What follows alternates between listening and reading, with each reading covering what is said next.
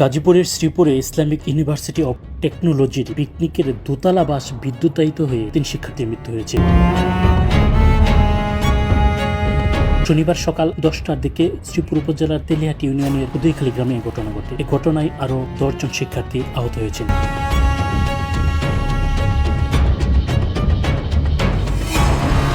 নিহত 3 জন হলেন মুস্তাকিম রহমান মাহিন, মোজাম্মেল হোসেন ও Zubair Rahman Shakib. Mechanical engineering বিভাগের শিক্ষক ডক্টর আরাফাত হোসেন বলেন, 6টি দোতলা বিআরটি বাস, 3টি মাইক্রোবাসে 460 জন শিক্ষক শিক্ষার্থী নিয়ে শ্রীপুর তেলিহাটি ইউনিয়নের পেলাইত গ্রামের মাটির মেয়া নামক রিসোর্টে যাচ্ছিল তারা।